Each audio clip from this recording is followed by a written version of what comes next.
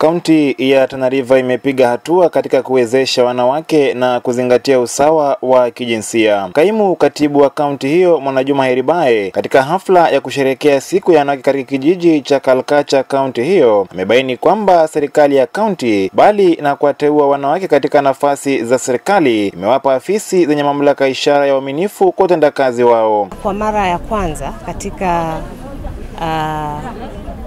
serikali ya gatuzi ya Tana River ya kwamba kati ya mawaziri 9 tuko na mawaziri wanawake 3, na hiyo ukiangalia ni hatua moja mbele ambayo imepigwa.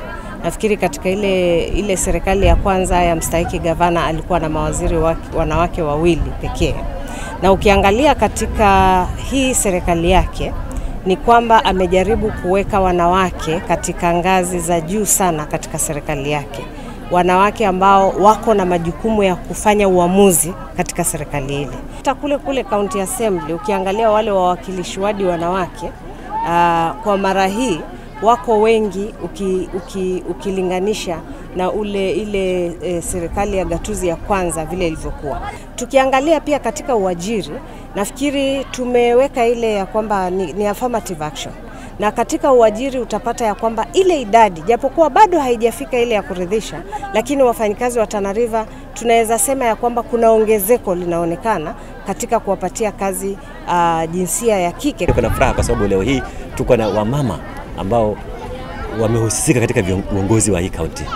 Tuko na mawaziri wa mama, tuko na county secretary ambaye ni mama, tuko na chief officers, tuko na directors, tuko na administrators katika viwango vyote ya hii kaunti, kuanzia sub county mpaka ward administrators. Mashirika ya kijamii aidha yamekuwa na mchango chanya katika kuelimisha wanawake kuhusu haki zao. Mumina Mohamed kutoka shirika la Tana Africa Initiative amesema kwamba dhuluma za kijinsia zimewadumaza wanawake kaunti hiyo kuendelea, hatua ambayo imewachochea kuanza mchakato wa kubuni sera ya kaunti itakayosaidia waathiriwa wa dhuluma hizo kupata haki kisheria. Kama Tana Africa Initiative tuko na mikakati kadha wa kadha ya kukabiliana na dhuluma za kijinsia ndani ya Tana River County, na njia mojawapo ni uhamasishaji wa wanajamii kuhusu dhuluma za kijinsia na kuwasaidia wanajamii na mawakili ambao wanaweza wasaidia katika kesi zao.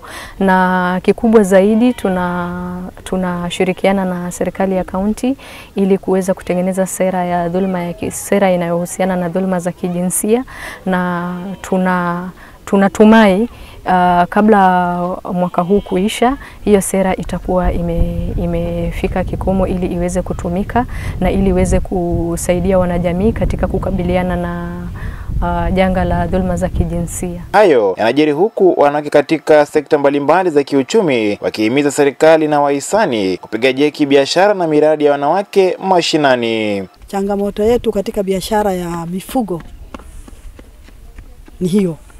Ukame mwezi moja, mvua ikinyesha, jua ikichomoka tu mara moja, kila kitu inaenda, maji, manyasi, inakuwa ni shida. Sisi wenyewe mashamba tunaweza tukajitengenezea na tukalima vile vitu vidogo vidogo kama mboga, tunaweza tukajimudu. Hata haya manyasi ambayo tunasema ukame ukikuja tunakuwa tuko tayari na chakula cha mifugo. Lakini kwa vile saa hii hatuna uwezo, serikali tunaomba itusaidie. Sisi hatutaki hata mambo ya biashara za biashara makubwa. Biashara ya kilimo, saa hii ni kilimo biashara. Dennis Maithia, KYTV, Kalkacha, County ya Tana River.